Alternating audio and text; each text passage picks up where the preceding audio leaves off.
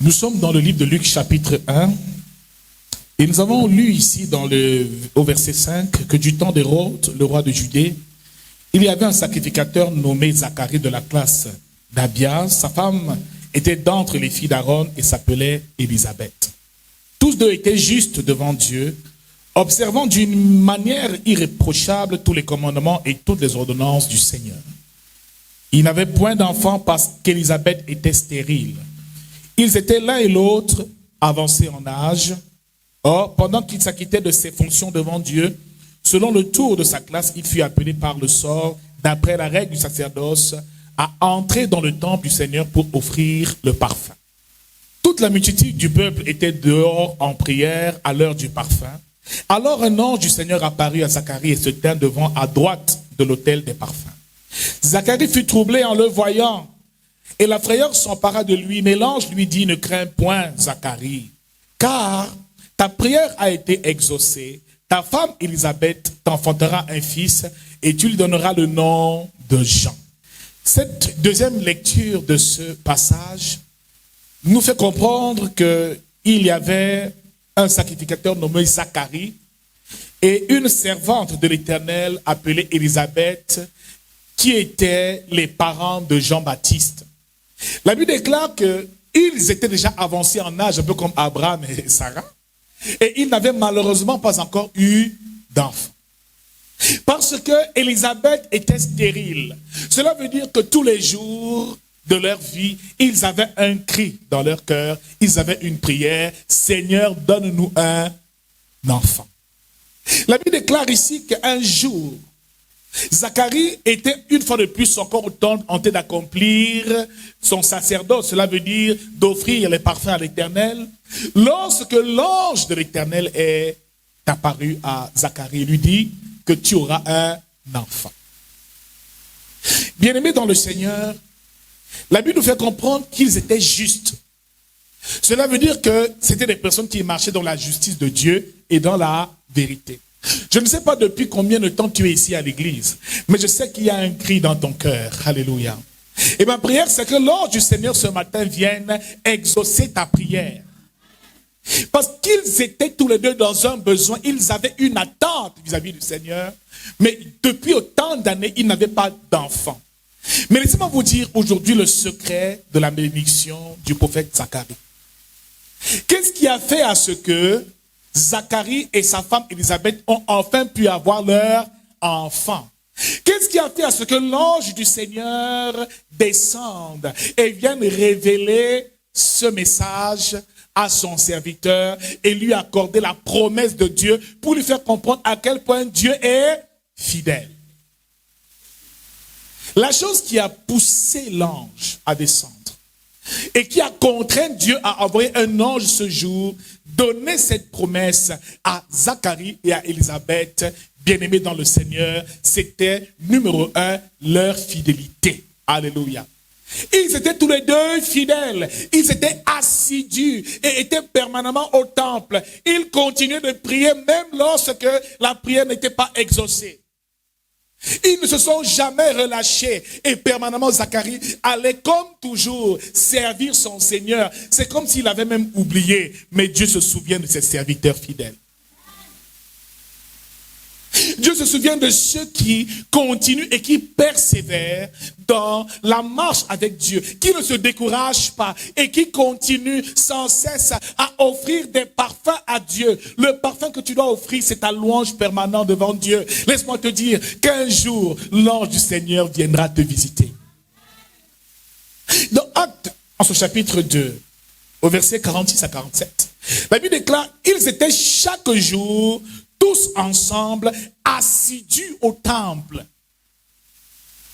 Et la Bible nous parle ici de l'église primitive des apôtres. Dès que la Pentecôte s'est faite, ils ont commencé à être quoi? Tous les jours, chaque jour, tous ensemble, assidus au temple. Ils rompaient le pain dans les maisons, prenant leur nourriture avec joie et simplicité de cœur, louant Dieu et trouvant grâce auprès de tout le peuple. Bien-aimés dans le Seigneur, une des choses qui montre que la vie nouvelle a commencé, une des choses qui montre que le Seigneur t'a véritablement visité et qu'il a semé en lui ou en toi sa vie, c'est que tu es assidu au temple, assidu à la prière. C'est que tu es constant et tu es fidèle dans sa présence. Bien-aimé dans le Seigneur, ici nous allons parler d'une vertu importante qui montre et qui atteste véritablement que tu es né de nouveau. Dis à quelqu'un la fidélité. Quand un chrétien commence à être fidèle à Dieu et fidèle dans la présence de Dieu, c'est un signe qui montre que la vie divine a commencé. Bien-aimé dans le Seigneur, dans le livre d'Exode chapitre 20, du verset 8 au verset 9, il dit, souviens-toi du jour du sabbat. Cela veut dire, bien-aimé dans le Seigneur, qu'un chrétien qui ne vient pas à l'église le dimanche est un chrétien, peut-être qu'il n'a pas encore reçu la vie de Dieu. Ils étaient chaque jour assidus au temple. Pour eux, le culte, c'était tous les jours. Ils étaient tous les jours dans la maison de Dieu. Ils rompaient le pain ensemble. Ils priaient. Ils louaient Dieu. La vie divine avait commencé parce qu'ils n'avaient plus que de bonheur seulement dans sa maison et dans sa présence. Qu'est-ce que tu fais à la maison? Que faisons-nous dans nos maisons? Pourtant, le jour du sabbat est un jour sacré. Dieu déclare qu'il a sanctifié et béni le 7e jour. C'est ce jour qui s'est reposé de son œuvre. Donc, il y a des bénédictions qu'on ne reçoit que le 7e jour. Il y a des anges qui montent et descendent pendant le temps où nous nous réunissons ensemble. Mais le problème, c'est que parfois tu es là et parfois tu n'es pas. Le secret de Zacharie, c'est qu'il était permanemment dans la présence de Dieu. Il est resté fidèle à son service. Donc Dieu ne bénit pas les hommes, il bénit leur fidélité. Cela veut dire que nous avons des intentions de prière. Nous avons des besoins. Et nous avons tout le temps des besoins de prier et de demander à Dieu certaines choses. Mais qu'est-ce que Dieu regarde? Bien aimé, il ne regarde pas ce que nous faisons. Il ne regarde pas la façon dont nous le faisons.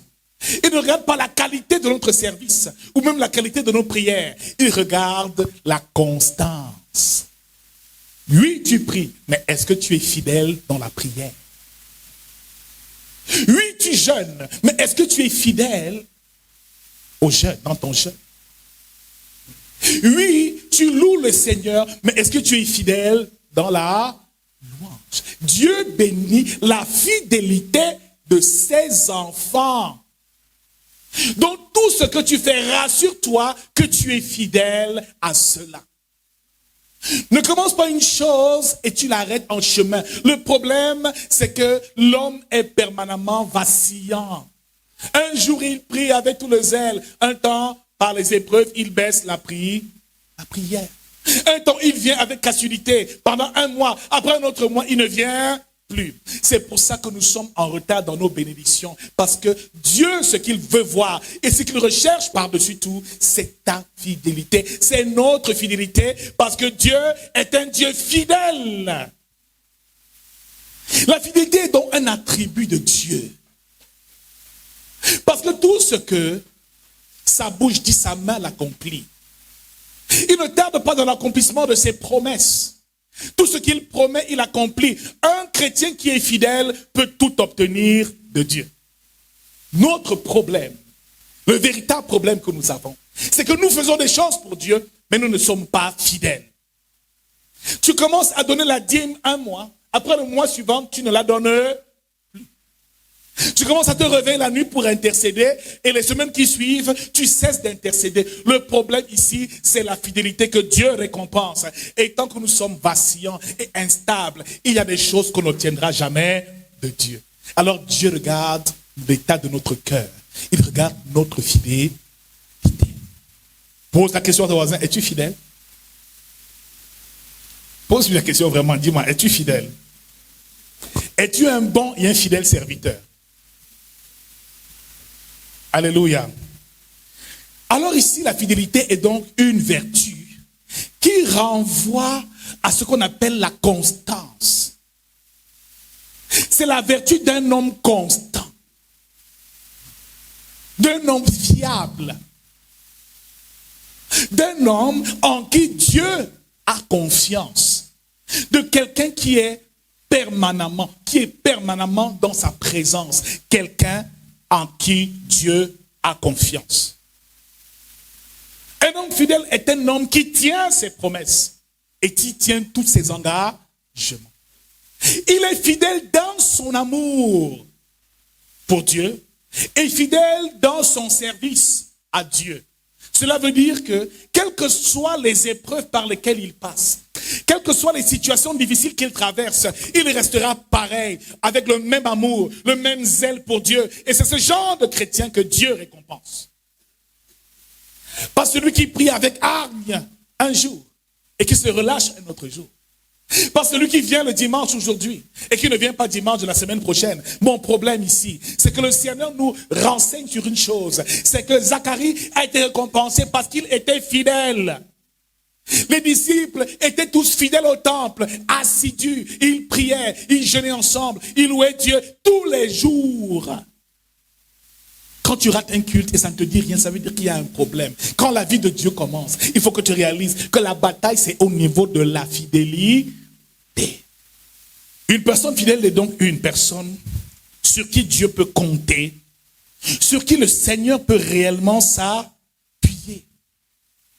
Une personne, même quand elle est fatiguée, elle se lève pour prier parce qu'elle dit, moi, j'ai décidé de prier tous les jours. Je prierai tous les jours, même si je suis malade, je prierai quand même.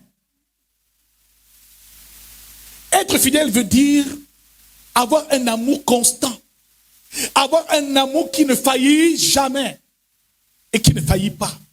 Cela veut dire, quelles que soient les circonstances, quel que soit le découragement, tu continues toujours à donner. Mon frère, ce n'est pas parce que tu as donné ta dîme un jour que Dieu va te bénir, mais c'est parce que tu donnes ta dîme tous les jours, avec le même amour, le même zèle que tu es béni. Donc ce que Dieu regarde, ce n'est pas quand tu viens déposer l'offrande dans le panier, mais il regarde ta constance dans l'ouvrage, dans le sacrifice. Donc ce n'est pas la qualité de ce que tu donnes absolument qui compte. Ça compte, c'est vrai, mais il regarde d'abord la constance. Pour qu'il te bénisse et qu'il te fasse confiance, il doit se rassurer de ta fidélité. Il ne confie jamais quoi que ce soit de grand à quelqu'un qui n'est pas fidèle. Car il dit encore, si tu es fidèle dans les petites choses, Dieu t'en donnera encore des grandes, des plus grandes. Il dit, bon et fidèle serviteur, entre dans la joie de ton maître. Est-ce que tu es fidèle à l'église? Tu n'es pas constant. Est-ce que tu es fidèle dans la prière? Tu n'es peut-être pas. Est-ce que tu es fidèle dans tes offrandes, tes dîmes? Peut-être que tu ne l'es pas. Est-ce que tu es fidèle envers même ta famille? Tu ne l'es peut-être pas. Est-ce que tu es fidèle envers ton épouse? Frère, la fidélité se voit quand tout va mal.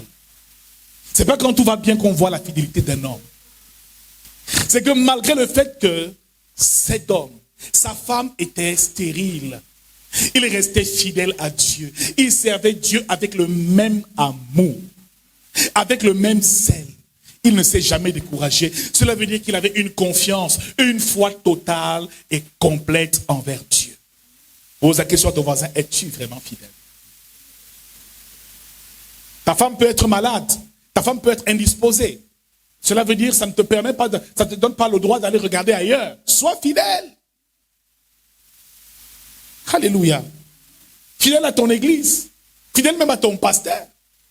Amen.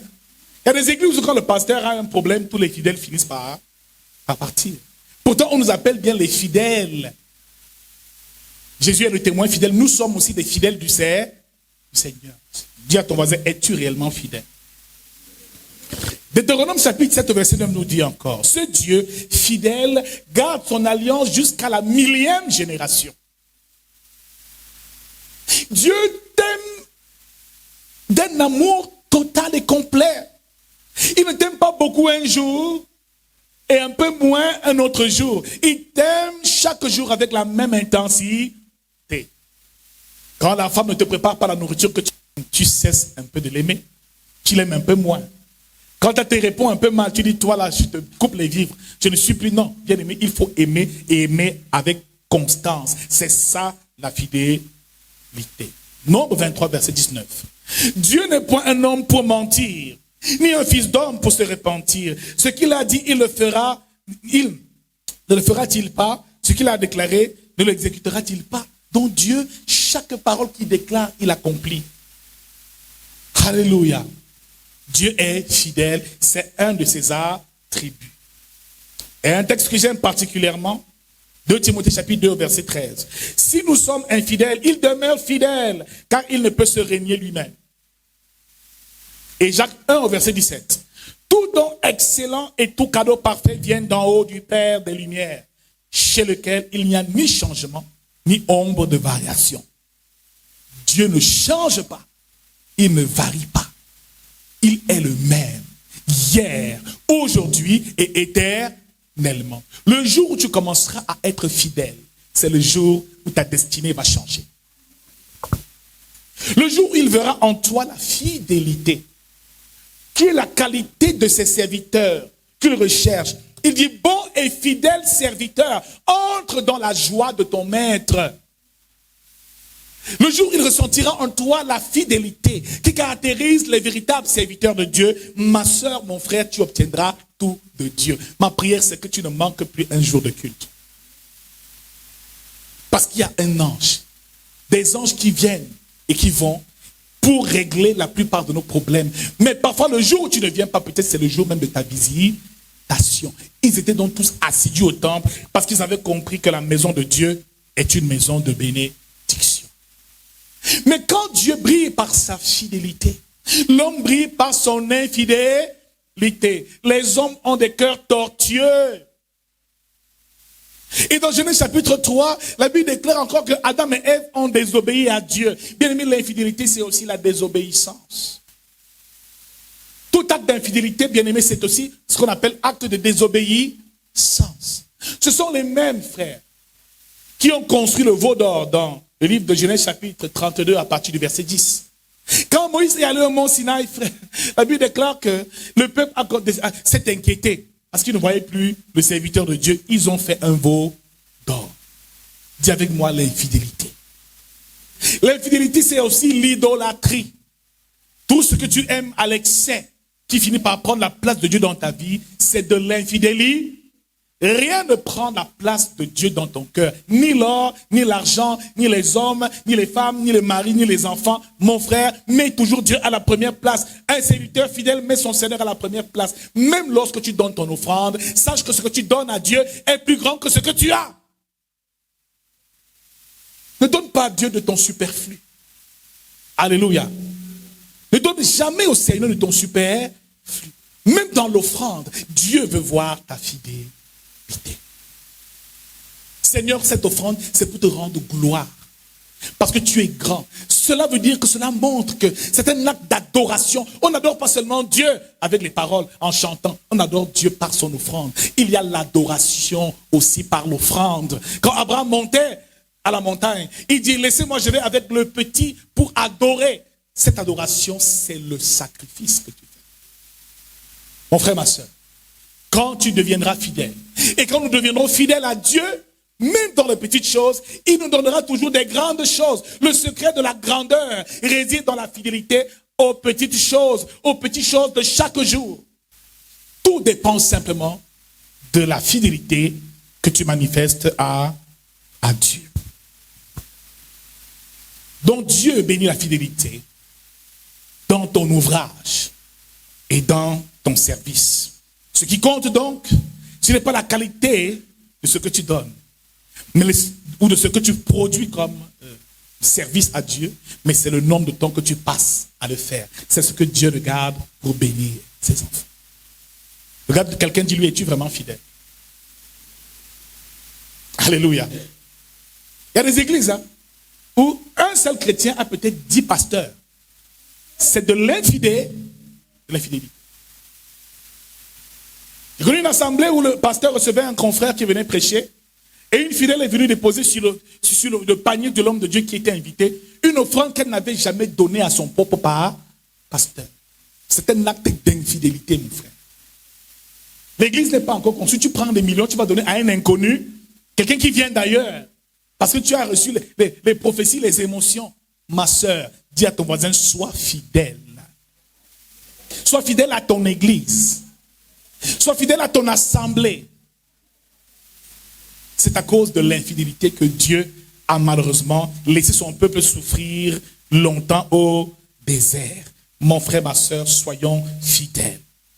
Comme David et Jonathan étaient fidèles l'un envers l'autre.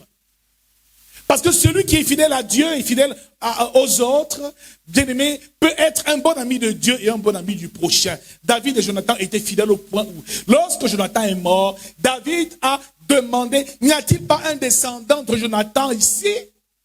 On est allé prendre Mephibosheth qui était perclus des pieds. Donc un fils de Jonathan qu'il avait laissé mais qui était infirme. Il a dit que ce garçon-là mangera à la table royale en souvenir de mon ami, mon fidèle ami qu'on appelle Jonathan. Et Jésus-Christ doit être ce matin ton ami fidèle. Notre ami fidèle.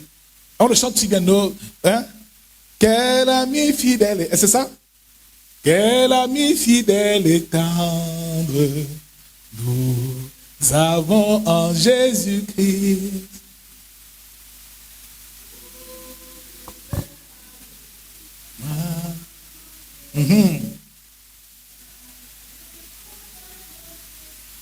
À répondre à notre cri.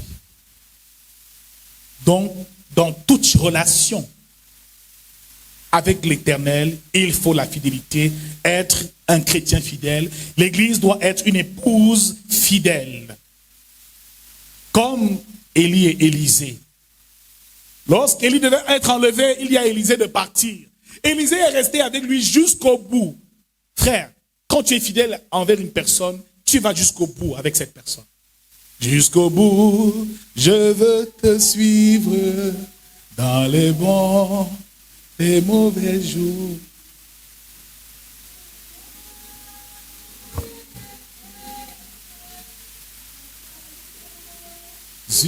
Pour toujours. Alléluia.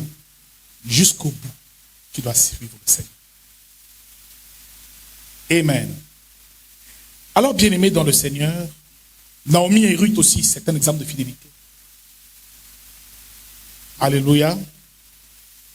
Un exemple de fidélité. Malgré tout ce qui s'est passé, elle est restée attachée à sa belle-mère. Soyons des hommes et des femmes fidèles. Les uns pour les autres, mais aussi fidèles envers le Seigneur. Avant de nous séparer, nous allons comprendre un peu deux signes d'un serviteur fidèle. Le premier signe, Matthieu chapitre 25, verset 21, que nous avons lu tout à l'heure. Lorsque le maître te dit, son maître lui dit, bon et fidèle serviteur, tu as été fidèle dans les petites choses, je t'en donnerai beaucoup, des plus grandes. Entre dans la joie de ton maître.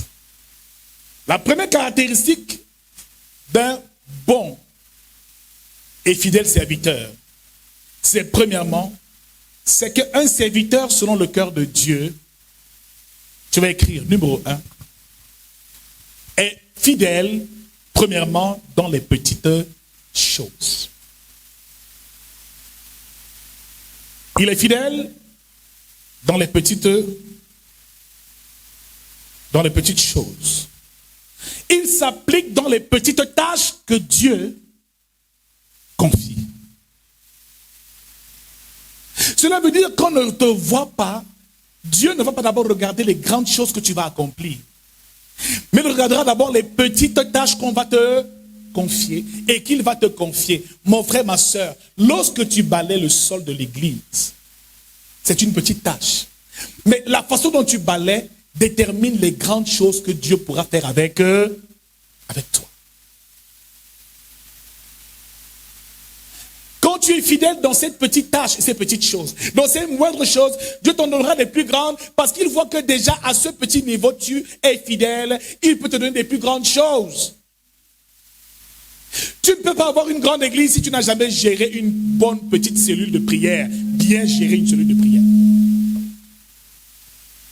Tu ne peux pas avoir une méga church si tu n'as pas déjà pu gérer une église de 100 membres. Ne néglige jamais les petites choses. C'est donc à ces petites choses-là que Dieu regarde pour te donner des grandes choses. Quel est donc le désir de notre cœur? Quel est véritablement le désir de notre cœur? Alléluia. C'est là où je me souviens d'une église où le pasteur était allé en mission, un pasteur était allé en mission dans une église au Nigeria. Et il avait vu dans le parking de cette église une Rolls-Royce, des nouveaux modèles. C'est une église à peu près de 2000 membres. Alors, le pasteur invité était dépassé, mais qui peut garer une voiture qui coûte plus d'1 milliard de francs dans une église? Alors, pendant qu'il prêchait, il regardait dans la salle, ça peut ressembler. Ça peut ressembler. Qui peut même avoir? Parce que si tu as une telle voiture, forcément, tu es quelqu'un de costaud, de lourd. On doit voir l'argent sur... À la fin du culte, il voit le pasteur principal, il dit, pasteur, mais vraiment, je suis intrigué. C'est qui la personne qui a garé cette voiture Rolls Bentley là-bas à l'entrée, dans le parking de l'église? On dit, oui, mais c'est le frère qui vous a indiqué. C'était un frère qui était au protocole à l'église, à la porte d'entrée. Quand tu veux aller, quelque chose, il t'appelle, tu viens te demander, vous voulez quoi? Il parle. Dans d'autres pays, c'est différent. Hein? C'est ici, chez nous, chez les francophones, pour mon frère. Tu as un petit poste dans le monde, tu viens faire le gros à l'église, tu viens faire le gros dos à l'église, tout le monde va savoir que tu es général. On n'est pas général dans l'église. Ce frère était au protocole, il est resté au protocole et c'est là que Dieu l'a béni. Il a été fidèle dans les petites choses. Et Dieu s'est rassuré que les grandes choses, il obtienne. Sois fidèle à ton poste. Reste-y. Comme dans cette église où un samedi, le pasteur vient dans l'église, samedi, visiter l'église, voir l'église, parce que c'est la veille du culte. Un nouveau pasteur qu'on avait affecté, il voit une jeune fille qui était en train de laver les toilettes. Il vient, il gronde copieusement la jeune fille. Vous lavez mal les toilettes, il dit, ouais, moi les idiotes comme ça. Il parle à la fille.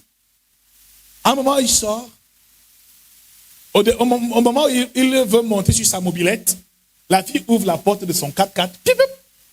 Elle met le seau et il redescend encore de sa moto. Il dit, ma soeur, c'est la voiture de qui ici? Papa, c'est ma voiture. Daddy, c'est ma. Daddy était sur la mobilette.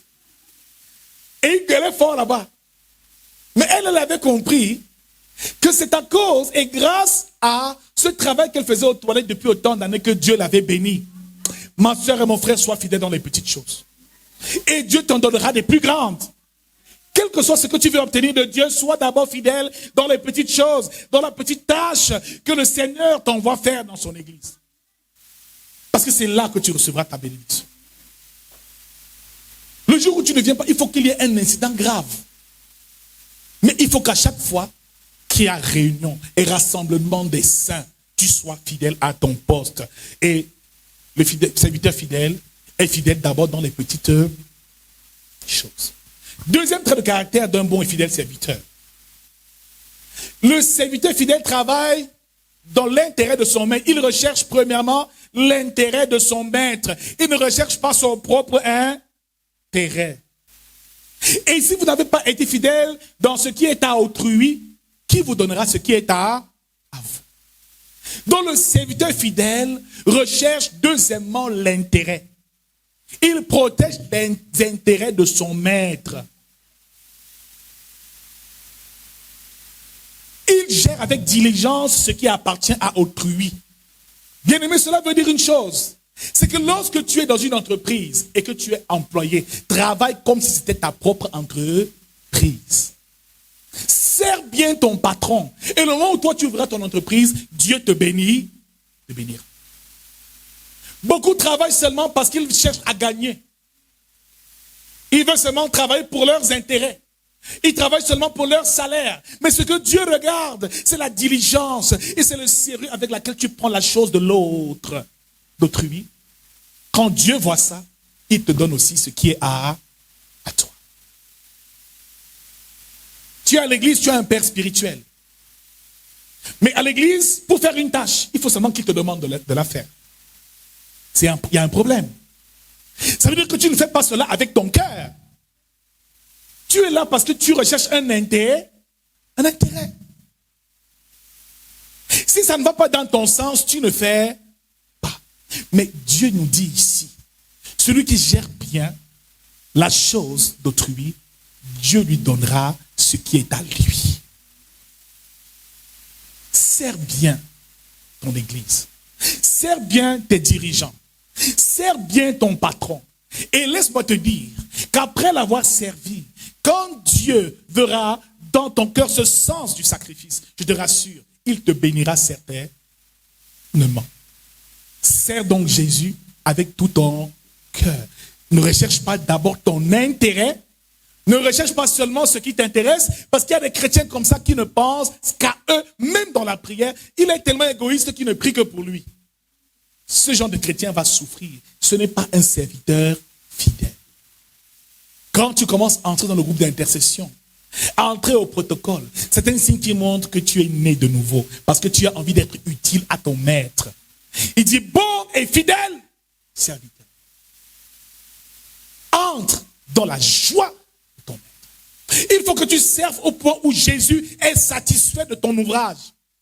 Il est satisfait de ton travail parce que tu considères l'église comme ton affaire. Tant que je suis dans cette église, cette maison ne manquera de rien. On ne coupera jamais le courant dans l'église tant que je suis là. Je vais m'arranger à ce que tout soit conforme à ta volonté et que ta gloire, Seigneur, soit visible dans cette église. Et pour cela, Dieu te bénira. Tant que ce qui t'intéresse, c'est tes petits problèmes de nourriture, construire tes petits machins là, tu n'as rien compris. Celui qui fait passer l'intérêt du royaume avant ses intérêts à lui, c'est lui que Dieu bénit. Un serviteur fidèle cherche et recherche d'abord les intérêts de son maître. Soyons fidèles dans les petites choses et Dieu nous donnera des plus grandes. Alors la fidélité, 2 points. La constance.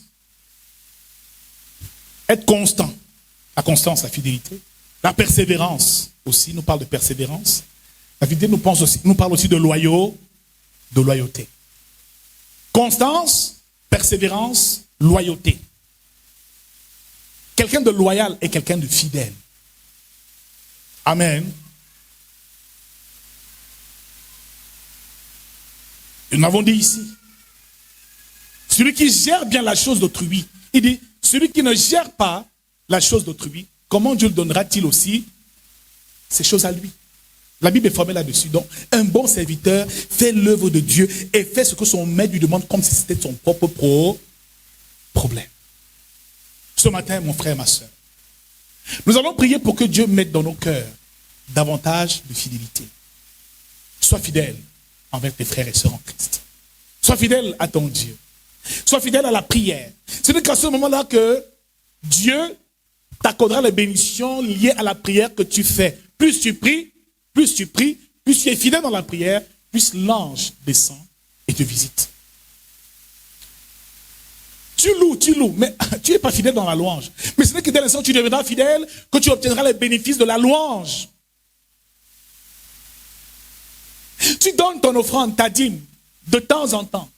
Mais tu recevras les bénéfices de la dîme dès l'instant où cette dîme sera, tu la donneras fidèle. Même si tu as tous les problèmes du monde, Seigneur, je m'arrange à ce que ma dîme, je sois toujours fidèle. Quand il ressentira en toi cette fidélité, les écluses des cieux seront ouvertes. Et tu iras de gloire en gloire. Tu es dans une église, tu as un pasteur, sers-le fidèlement. C'est ce que la Bible nous dit.